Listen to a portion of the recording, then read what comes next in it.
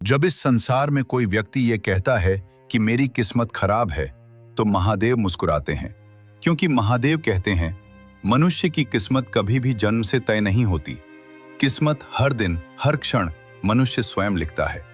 हिमालय की गोद में कैलाश पर्वत पर एक दिन माता पार्वती गंभीर विचार में डूबी थी। उनके मन में मनुष्यों के दुखों को लेकर अनेक प्रश्न उठ रहे थे। उन्होंने देखा कोई अत्यंत धार्मिक होकर भी गरीब है और कोई अधर्मी होकर भी ऐश्वर्य में डूबा हुआ है। यही देखकर माता पार्वती ने महादेव से पूछा, नाथ, यदि आप ही सबके कर्मों के साक्षी हैं, तो फिर मनुष्य का जीवन इतना असमान क्यों है? महादेव ध्यान से उठे। उनकी आंखों में करुणा भी थी और कठोर सत्य भी।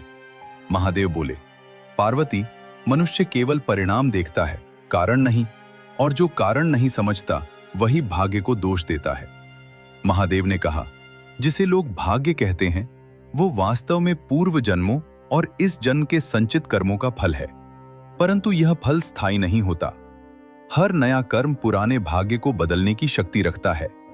माता पार्वती ने आश्चर्य से पूछा, नाथ, तो क्या मनुष्य अपने दुर्भाग्य को भी बदल सकता है?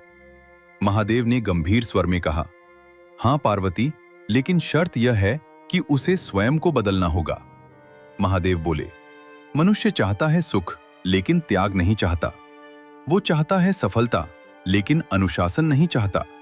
वो चाहता है ईश्वर की कृपा, लेकिन अहंकार छोड़ना नहीं चाहता, और फिर वह भाग्य को दोष देता है।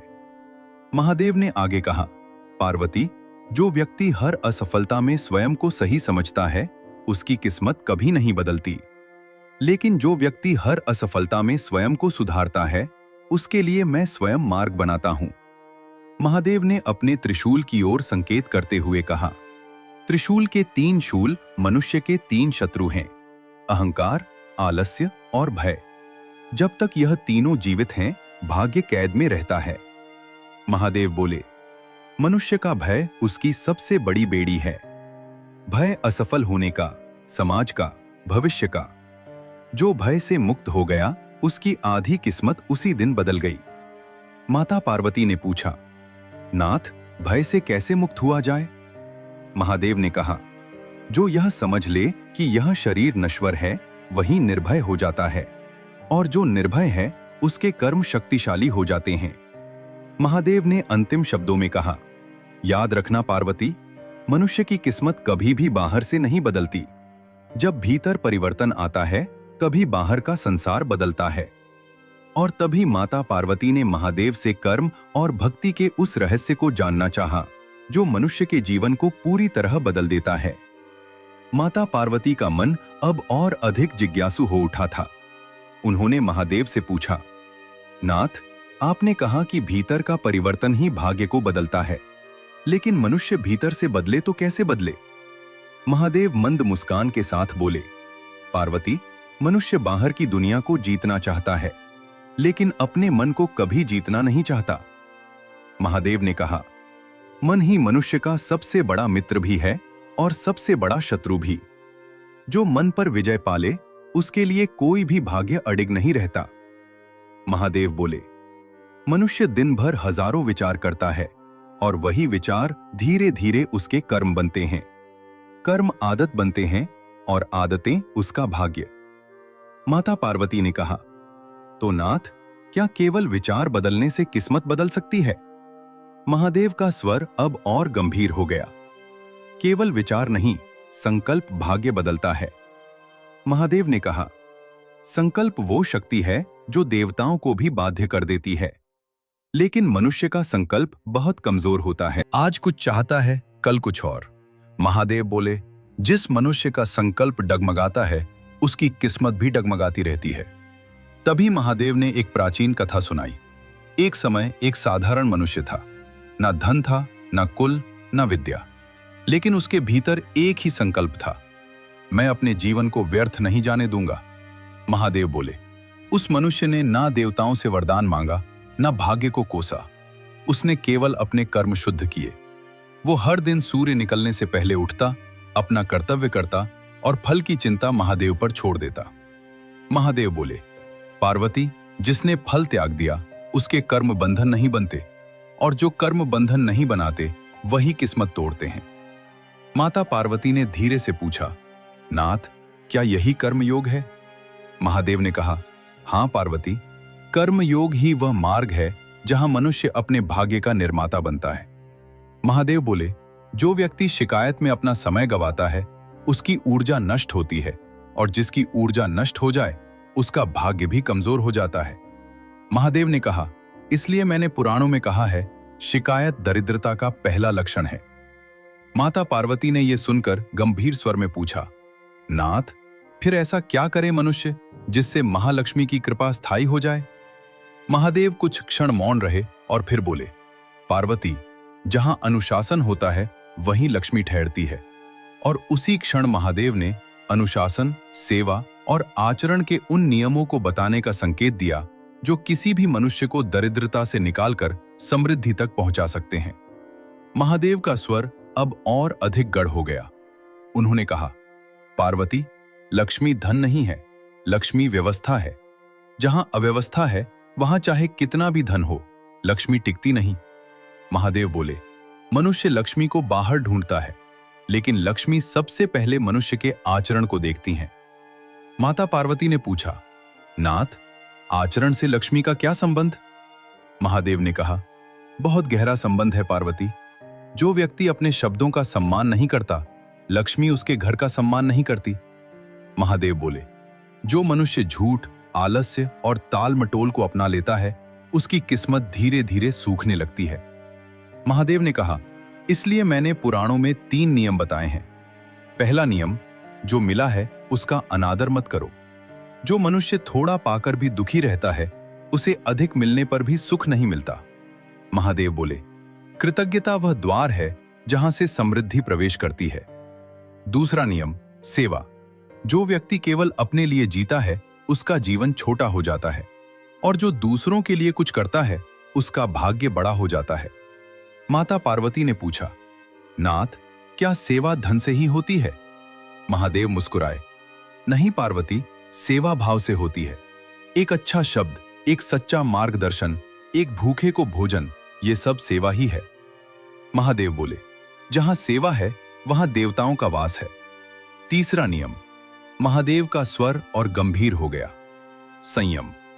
जिस मनुष्य को जितना मिलता है, यदि उसकी इच्छाएं उससे अधिक हो जाएं, तो उसकी किस्मत कभी साथ नहीं देती। महादेव ने कहा, असंयम मनुष्य को अंदर से खोखला कर देता है, और खोखला पात्र कभी भर नहीं सकता। माता पार्वती कुछ क्षण मौन रही, फिर बोली, नाथ, लेकिन आज का मनुष्य इन नियमों को क्यों नहीं समझता?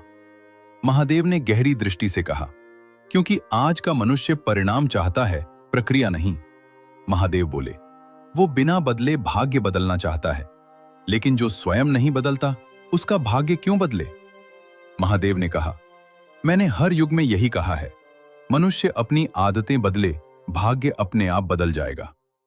माता पार्वती ने विनम्रता से पूछा, नाथ, क्या हर मनुष्य ये कर सकता है? महादेव ने स्पष्ट कहा, हां पार्वती, कोई भी मनुष्य, चाहे वह कितना ही कमजोर क्यों ना हो, यदि प्रतिदिन स्वयं पर थोड़ा सा भी काम करे तो उसका भविष्य अवश्य बदलता है। और तभी महादेव ने एक ऐसी बात कही जो सीधे मनुष्य के डर, असफलता और टूटे आत्मविश्वास से जुड़ी थी। महादेव कुछ क्षण मौन रहे, फिर उन्होंने मनुष्य के सबसे बड़े शत्रु का नाम लिया, डर। महादेव बोले, पार्वती, मनुष्य को असफलता नहीं तोड़ती, उसे डर तोड़ देता है। माता पार्वती ने पूछा, नाथ, डर किस बात का? महादेव ने कहा, खोने का डर, हारने का डर, लोगों की बातों का डर, और सबसे बड़ा, खुद पर भरोसा न होने का डर। महादेव बोले, जो मनुष्य डर के साथ जीता है उसकी किस्मत भी सिमट जाती है। महादेव ने कहा, पुराण कहते हैं, भय वहां जन्म लेता है जहां ज्ञान नहीं होता। माता पार्वती ने कहा, नाथ, तो ज्ञान से डर कैसे जाता है? महादेव मुस्कुराए, ज्ञान पुस्तक से नहीं, अनुभव से आता है। महादेव बोले, जो मनुष्य बार बार प्रयास करता है तब डर कमजोर होने लगता है। महादेव ने कहा, असफलता मनुष्य को सिखाने आती है, लेकिन मनुष्य उसे अपमान समझ लेता है। महादेव का स्वर अब कठोर हो गया, जो असफलता से भागता है वो सफलता का अपमान करता है। महादेव बोले, मैं स्वयं वैरागी हूं, क्योंकि मैंने हर हार से सीख लिया। माता पार्वती ने पूछा, नाथ, क्या हर असफलता जरूरी होती है? महादेव ने उत्तर दिया, हाँ, जिस जीवन में असफलता नहीं, उस जीवन में गहराई नहीं। महादेव बोले, असफलता वो अग्नि है जिसमें मनुष्य का अहंकार जलता है। महादेव ने कहा, जब अहंकार जलता है तभी आत्मविश्वास जन्म लेता है। माता पार्वती ने शांत स्वर में पूछा, नाथ, आत्मविश्वास आता कहां से है? महादेव ने कहा, आत्मविश्वास बाहर से नहीं आता, वो रोज के छोटे छोटे अनुशासन से बनता है। महादेव बोले, जो मनुष्य सुबह उठकर अपने कर्तव्य से भागता नहीं, उसका आत्मविश्वास स्वयं बढ़ने लगता है। महादेव ने कहा, जो आज स्वयं से हार मान लेता है, वो कल भाग्य को दोष देता है। महादेव बोले, इसलिए मैंने कहा है, पहले अपने डर से लड़ो, फिर दुनिया अपने आप रास्ता दे देगी। माता पार्वती महादेव की ओर देखती रहीं। उनकी आंखों में करुणा थी और सत्य भी। महादेव ने अंत में कहा, पार्वती, जब मनुष्य डर छोड़ देता है तभी उसकी किस्मत करवट लेती है। और तभी महादेव ने अंतिम रहस्य बताया, वो नियम जो सीधे मनुष्य के कर्म, भाग्य और मोक्ष से जुड़ा था। महादेव की वाणी अब अत्यंत शांत और गहरी हो गई। कैलाश पर एक अद्भुत स्थिरता छा गई। माता पार्वती जान चुकी थीं, अब वह अंतिम सत्य आने वाला है जिसे जानकर मनुष्य का जीवन सच में बदल सकता है। उन्होंने विनम्रता से पूछा, नाथ, आपने कर्म, अनुशासन, सेवा, डर और आत्मविश्वास सब समझा दिया। अब वह अंतिम नियम बताइए जो मनुष्य को पूर्ण बना देता है। महादेव ने कहा, पार्वती, मनुष्य की किस्मत जिस दिन बदलती है वह दिन पूजा से नहीं, समर्पण से आता है। महादेव बोले, जब तक मनुष्य यह सोचता है कि मैं कर रहा हूं, तब तक वह बंधन में है। और जिस दिन वह यह मान लेता है कि मुझसे जो हो रहा है वह महादेव की इच्छा से हो रहा है, उसी दिन वह मुक्त हो जाता है। माता पार्वती ने पूछा, नाथ, क्या यही भक्ति है? महादेव मुस्कुराए, नहीं पार्वती, यही पूर्ण भक्ति है। महादेव बोले, जो मनुष्य हर सुख में अहंकार छोड़ दे और हर दुख में शिकायत छोड़ दे, वही मेरा सच्चा भक्त है। महादेव ने कहा, मनुष्य मुझसे बहुत कुछ मांगता है, लेकिन मैं उसे वही देता हूं जो उसके विकास के लिए आवश्यक होता है। महादेव का स्वर अब और गंभीर हो गया। कभी कभी मैं धन नहीं देता क्योंकि मनुष्य अभी उसे संभालने योग्य नहीं होता, और कभी कभी मैं कठिनाई देता हूं क्योंकि वही कठिनाई उसे महान बनाती है। माता पार्वती ने नम्र स्वर में कहा, नाथ, तो क्या हर दुख आपकी कृपा है? महादेव ने उत्तर दिया, हाँ पार्वती, जो दुख मनुष्य को सही दिशा में मोड़ दे वह श्राप नहीं, वरदान होता है। महादेव बोले, मनुष्य जिसे दुर्भाग्य समझता है वही भविष्य का सौभाग्य बनता है। महादेव ने वेदों और पुराणों में कहा है, जो मनुष्य अपने कर्म को ईश्वर को समर्पित कर देता है उसकी किस्मत ईश्वर स्वयं लिखता है। माता पार्वती की आंखें भर आईं। उन्होंने कहा, नाथ, यदि यह सत्य हर मनुष्य समझ ले तो संसार में इतना दुख क्यों रहेगा? महादेव ने करुणा से कहा, क्योंकि पार्वती, सत्य सुनना आसान है, लेकिन सत्य पर चलना साहस मांगता है। महादेव बोले, जो साहस करता है वही बदलता है, और जो नहीं करता वही भाग्य को दोष देता है। महादेव ने अंतिम वचन कहे, याद रखना, मनुष्य परिस्थितियों से नहीं, अपनी प्रतिक्रिया से हारता है, और जो सही प्रतिक्रिया सीख ले उसकी किस्मत स्वतः बदल जाती है।